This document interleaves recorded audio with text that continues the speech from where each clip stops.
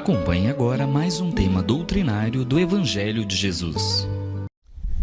Bom dia a todos, sempre uma alegria estar aqui, nesse diálogo, nessa tentativa de um estudo, e foi por isso que pedimos a inspiração da espiritualidade amiga, que nós sabemos quão é difícil em nós inserir na nossa intimidade esses ensinamentos do Evangelho. E o dia de hoje trata ainda no capítulo 10, Bem-aventurados os misericordiosos, o item é o sacrifício mais agradável a Deus. Mas antes disso foi lido do sinal verde, parentes difíceis. André Luiz, nessa trajetória dele, nesta obra, de nos aconselhar sempre, de nos alertar para essas atividades, esses problemas cotidianos, que a gente às vezes nem percebe, nem dá tanto relevo, porque eles são tão repetitivos, que a gente acha até de pouca importância. Mas ele comparece nos dizendo da importância de tratar essas coisas, por nós tidas como habituais e rotineiras, com o grau de responsabilidade que elas demandam. E trata hoje dos parentes difíceis. E eu indago, qual de nós não os tem? E é normal que tenhamos, porque habitando um planeta de expiação e provas, e encarnados como estamos, por escolha própria, nesse ambiente familiar, e considerando que a encarnação é um processo de tratamento espiritual, no sentido de buscar a evolução, aparar as arestas, é natural que no nosso núcleo familiar tenhamos pessoas com quem não nos afinizemos tanto.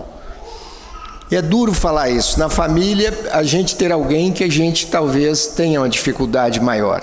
Porque é tanto amor que se doa, né? E que se recebe.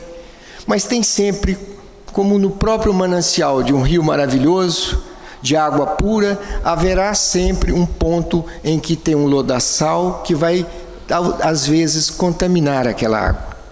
Então, no curso desse rio de água pura, água abençoada, haverá ali um resquício de algo que possa maltratar essa pureza de todo esse leito.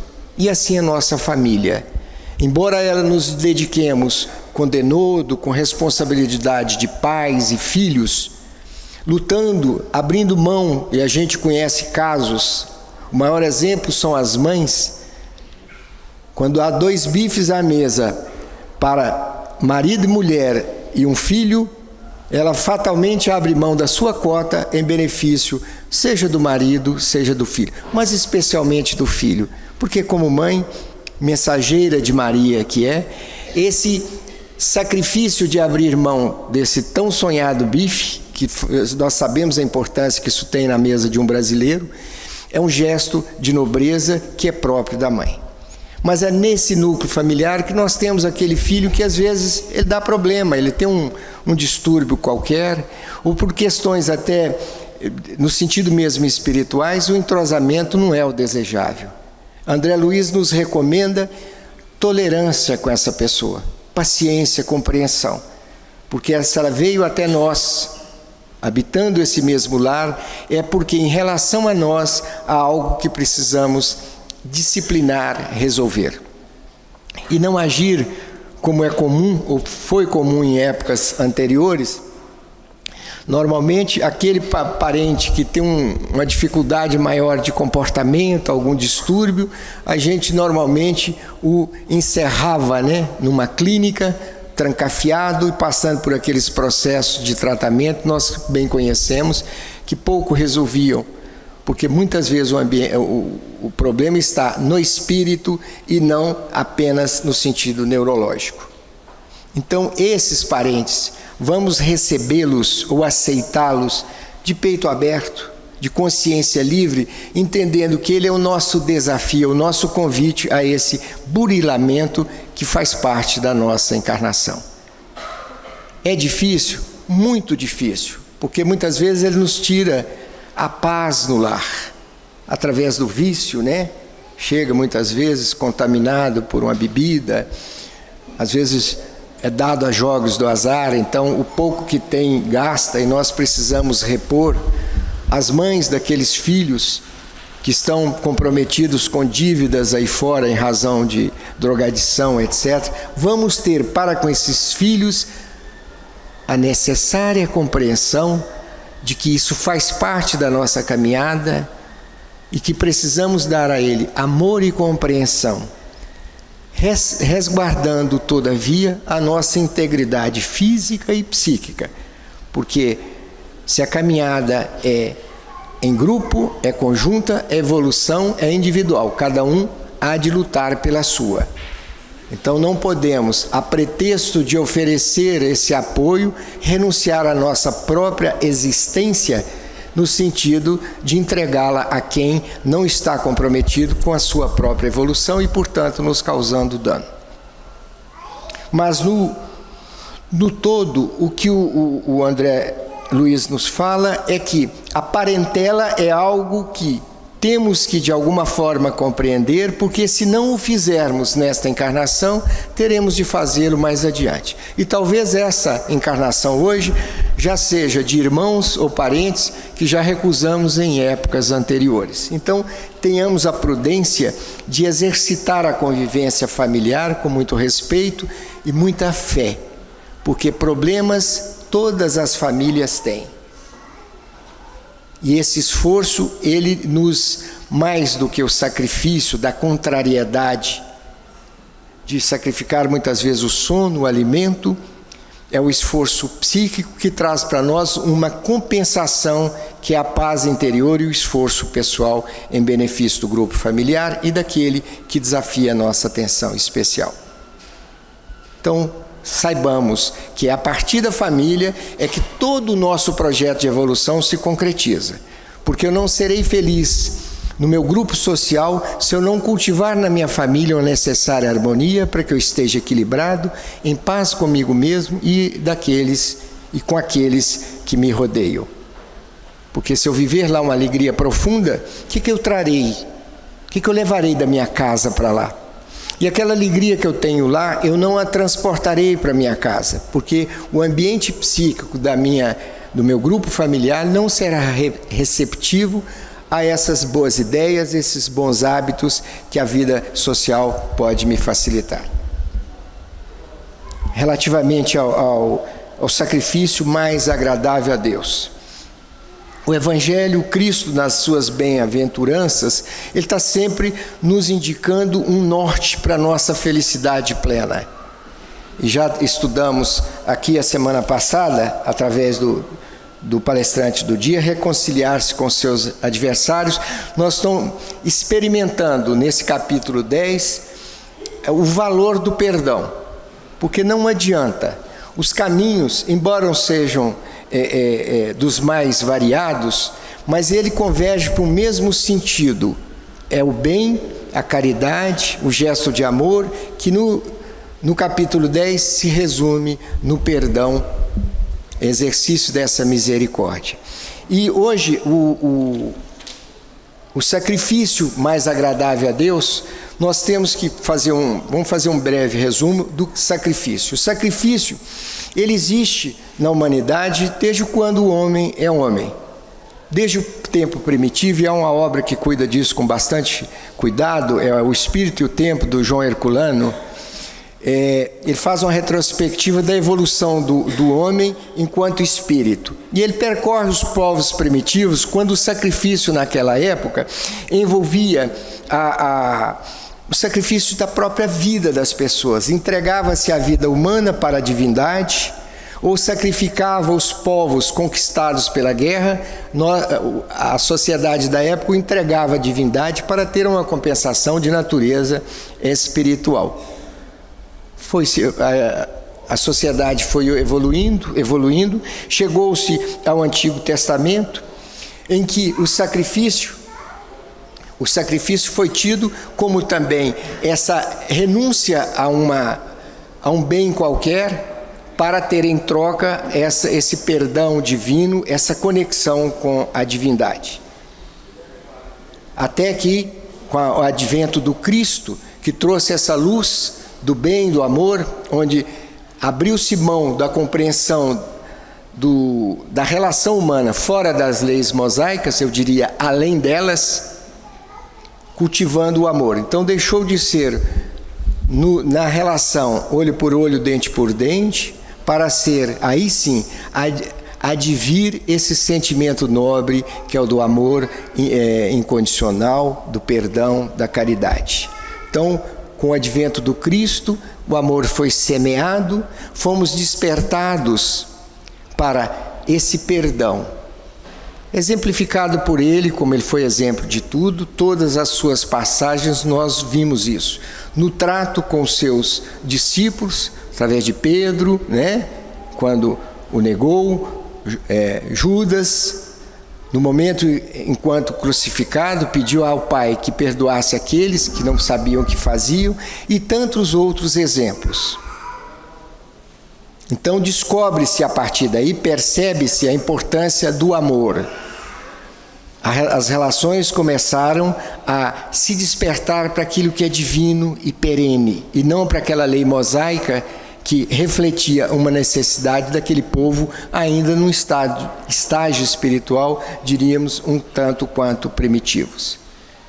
E modernamente, a gente sabe que esse sacrifício, ele existe, né? Mas com o advento da doutrina espírita, sublimou-se ainda mais esse sacrifício. E percebemos, acompanhando a orientação do Cristo, que esse sacrifício hoje, ele é de natureza apenas interior, de sacrifício das nossas mazelas, das nossas dificuldades, do nosso egoísmo, das nossas vaidades. Tanto que na seara da doutrina espírita, o dinheiro é de pouquíssimo valor. A moeda, ela tem uma necessidade de subsistência das casas espíritas e não fonte de renda para essas instituições. Diferentemente de outros segmentos religiosos que cultuam a chamada teoria ou teologia da prosperidade, em que se entende, baseado segundo os intérpretes desse segmento religioso, com os quais nos permitimos não concordar, que a conquista material também é uma dádiva de Deus. É evidente que Deus não nos proíbe de fazermos conquistas materiais, em absoluto. A abundância, e esse é a nomenclatura, o termo em que eles se apoiam para justificar o ganho exacerbado de dinheiro ou de moeda. A abundância faz parte da vida, mas a abundância prevista no Evangelho é a abundância do bem, da caridade, das virtudes, porque nós sabemos com o desencarne que bem material nós vamos levar. Tudo que temos hoje nos é dado a título de empréstimo. Vamos levar nosso carro, nossa casa? Em absoluto. Então não podemos, a pretexto de justificar um ganho, um faturamento, admitir que Deus teria pregado o materialismo que se fala hoje. Então saibamos, companheiros, que embora o exercício da conquista do bem material nos satisfaça como seres humanos, quer dizer, ter algo mais nos é importante, mas ele só será capaz de apaziguar nossas consciências e elevar o nosso espírito se esse acervo patrimonial tiver um sentido do bem. Não adianta eu ser um milionário, deixar o meu dinheiro guardado numa caderneta de poupança ou numa aplicação bancária e não traduzir isso em fonte de emprego, né? Subsistência de pessoas carentes, contribuição para uma instituição religiosa, qualquer que seja ela. Não está se pregando aqui não doar, em absoluto. As instituições religiosas, não, a rigor pela legislação brasileira, não podem ter fim lucrativo. Portanto, o que as alimenta são essas doações. Mas há de ser tal que não sacrifique ao doador. Que não precisemos abrir mão do único apartamento que temos para entregar a fulano de tal, para aumentar o acervo da instituição que ele dirige. Temos que nos preservar, nos tornar vivos para manter a própria instituição. De que valerá a instituição se os seus fiéis estão multiplicados, passando por necessidades básicas apenas para alimentar o ego de quem as dirige? Então a concepção hoje de sacrifício é esse sacrifício não material. Aquela parábola do jovem rico, que está lá no capítulo 15 do Evangelho segundo o Espiritismo, que um jovem procurando ao Cristo indagou: o que devo fazer para conquistar o reino dos céus? Aí ele falou os mandamentos: não matarás, não cometerás adultério, não prestarás falso testemunho. Ele falou: mas isso tudo eu já faço. O que mais devo fazer para ser perfeito? Vai, abre mão das tuas riquezas, venda os seus bens, entregue-os aos pobres e segue-me. E o jovem, é evidente, ainda impregnado pelo materialismo, não teve condições de cumprir esse desiderato, porque ainda naquela época, naquele momento, estava vinculado a esses bens que certamente conquistou com justiça, etc. Mas é para dizer o seguinte: tem um momento na vida que nós temos que fazer essa escolha em benefício do bem. Não é entregar o apartamento e morar na rua para simbolizar essa pobreza material. Não. Continuemos com o nosso apartamento, mas se amanhã precisarmos ali instalar um parente que está doente, mal assistido, que o façamos, porque esse bem material, essa utilidade vai crescer à medida que nós dermos a ele um sentido mais puro, um sentido mais divino, aquele exemplificado pelo Cristo e seguido por tantos outros. O Chico Xavier é um deles, que apesar de todo o prestígio em razão que sua mediunidade lhe outorgou, ele nunca abriu mão daquela simplicidade verdadeira e autêntica. E ele é a prova viva de que não precisamos de excesso, nós precisamos do essencial para a nossa sobrevivência. Porque o conforto, o luxo, isso é tudo criação da nossa mente, com uma forma muitas vezes de esconder as nossas dificuldades. Porque quem viveu em épocas anteriores, entre nós aqui os mais velhos, vivemos períodos, eu me lembro, que se chamava de autêntica caristia, onde o feijão era dosado, né? Porque o desemprego era grande, tudo era muito artesanal, então não havia um abastecimento suficiente. E todos nós vivemos dignamente. Tudo limitado, mas vivemos com dignidade. É a prova viva de que não precisamos de excesso para nos tornar felizes. Ao contrário, a felicidade nos predispõe, a simplicidade nos predispõe para compreender essas nuances da vida, que a felicidade não está no ter, é no ser. Ser bom, ser caridoso, cultuar o amor que o Cristo nos entrega. E o Cristo diz aqui, antes de ir ao altar para oferecer o seu sacrifício aqui no sentido de renúncia, aqui já na visão espiritual, né? Não é o material. Vá, deixe os seus bens, né? Deixa as suas oferendas ao pé do altar, reconcilie-se com o seu semelhante e volte para fazer a sua oferta. Isso simboliza, isso quer dizer que, antes de pretendermos atingir os céus, nos conectarmos com Deus, vamos primeiro nos vincularmos, no bom sentido, com o nosso semelhante. Vamos primeiro estabelecer uma paz na horizontal, com os nossos iguais, conosco mesmo, familiares, amigos, mas sobretudo com os inimigos, porque qualquer pensamento, qualquer reserva mental que eu tenha, no momento de pedir um perdão a Deus, no momento de oferecer a Ele esse sentimento, esse compromisso de transformação, se eu já não fiz isso numa célula menor, no âmbito muito próximo de nós, é evidente que eu não conseguirei chegar até lá. Não é que o Cristo ou Deus recuse esse esforço nosso. Essa ponderação, essa recomendação é para que esse pedido de perdão, essa oferenda que façamos, ela seja de fato recebida, que ela seja justificada por uma transformação interior. Então esta lição de hoje, prosseguindo no Evangelho, nos fala sempre em nos transformarmos. ser menos egoístas, vaidosos, evoluirmos no sentido de caridade, de amor ao próximo, saber renunciar ao bem material em benefício do outro, dividir o nosso espaço na nossa casa com respeito ao outro. De sorte que não adianta abrirmos mãos dos bens materiais sem, antes de tudo, renunciarmos às nossas vaidades. Como eu já disse, exemplos não nos faltam. Agora, é fácil fazer isso? Lá no Livro dos Espíritos, o Espírito de Verdade responde: é fácil, basta querer.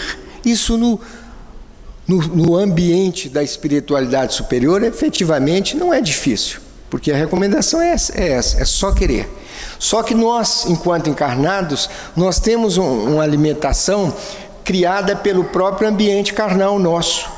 Não somos evoluídos o bastante para esse desejo de transformação a gente concretizar em tempo tão rápido. Nós sabemos que, se somos fruto de convivências permanentes, viciadas, quer dizer, equivocadas, não é de hoje para amanhã que eu vou me transformar e de mal passar a ser bom, de egoísta passar a ser caridoso. Não é assim. A transformação, ela se opera por mudança, através de mudança de conceitos, compreensão do Evangelho e, acima de tudo, a autodisciplina. Porque se nós observarmos, a gente muitas vezes vai para a cama à noite, e em vez de fazermos uma reflexão, muitas de nós às vezes até se esquece de fazer a prece noturna, cumprindo um dever de agradecer o dia que tivemos, a gente às vezes dorme sem sequer fazer uma prece. Mas aquele momento que seria da prece, seguida de uma reflexão, em que eu me equivoquei hoje, a gente acaba abrindo mão. E na verdade, entra dia, sai dia, a gente continua não se conhecendo. Nós não conhecemos as nossas fragilidades, nosso temperamento, muitas vezes autoritário, arrogante, porque nós temos uma dose bem razoável disso no nosso íntimo. E nós precisamos conhecê-lo, porque não se combate um inimigo que não se conhece. E a vida, essa vida encarnada é justamente para exercitarmos esse processo de conhecimento. Porque senão eu desencarnarei daqui a alguns anos, terei passado por aqui sem mudar nada, porque nunca me preocupei de examinar. É como a conta bancária, que você apenas dá o cheque, chega um momento que o cheque volta porque não tem fundos, porque eu não planejei, eu não examinei, não consultei a consciência dessa conta, essa contabilidade. Assim como nós temos a contabilidade financeira, nós temos a nossa contabilidade interior, que temos que fazer um inventário diário. Como eu fui hoje? Nossa, hoje eu dei uma má resposta para um colega, agi muito mal. Vamos fazer uma oração, mentalmente nos dirigirmos a ele, até que o amanhã chegue. Vamos pedir perdão a ele hoje, na nossa prece noturna, e amanhã, fulano, olha, me equivoquei, me desculpe. Porque fora isso, qualquer conduta nossa é apenas viver mais um dia. E viver no sentido do Evangelho é viver intensamente, viver densamente, viver com sentimento de religiosidade, de cristandade. Isso quer dizer o quê? Viver com amor, com percepção de tudo que passa do nosso lado. Até para elogiar aquele que foi bondoso conosco. Aquele que a gente fez um distratou, ficou com vergonha de pedir o perdão, e ele chega para a gente mais tarde e fala: boa tarde, tenha uma boa noite, foi bom trabalhar com você hoje. Isso até nos surpreende, mas é importante que nos vigiemos. Orai e vigiai.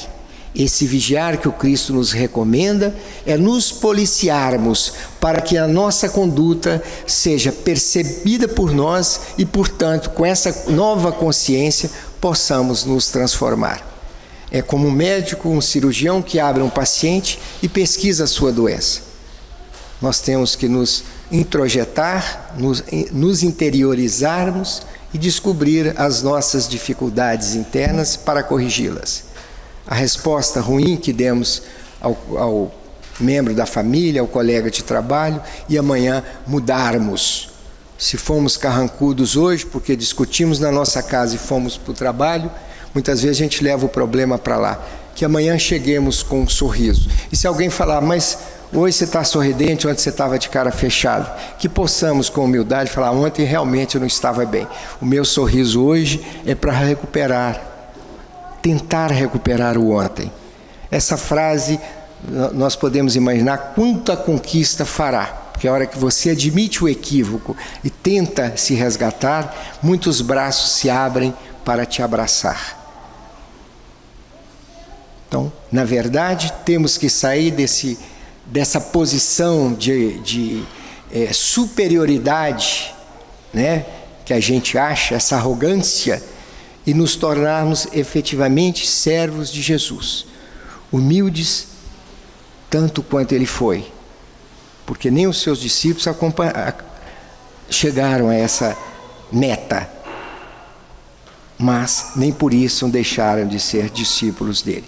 Foram sempre perdoados.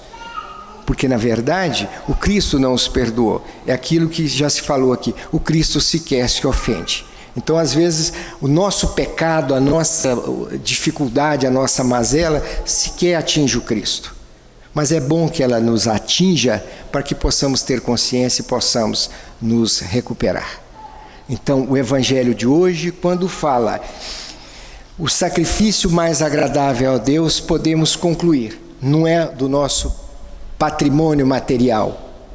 O sacrifício mais agradável a Deus é aquele que fazemos no sentido de nos transformarmos, nos aperfeiçoarmos, nos tornarmos homens de bem, bons espíritas, bons pais de família, bons cumpridores das nossas obrigações legais e sociais, mas, sobretudo, um homem comprometido com o que conhece para se transformar.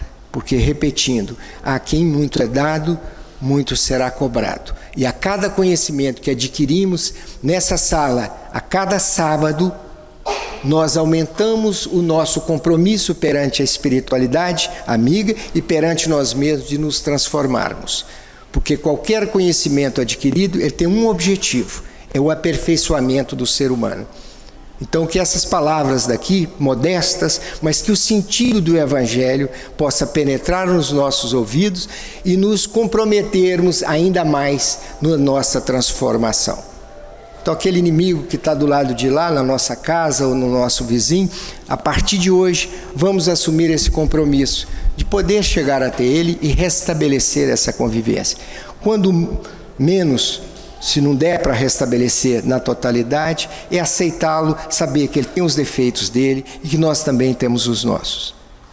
Mas não nos esqueçamos, muitas vezes o nosso inimigo é quem nos mostra os nossos defeitos. Embora nos desagrada, nos fira, sejamos gratos a eles, porque eles são capazes de dizer, você é assim, assado. Enquanto o amigo, por um gesto de profunda delicadeza, omite, por um gesto também de compreensão, não nos mostra os nossos defeitos.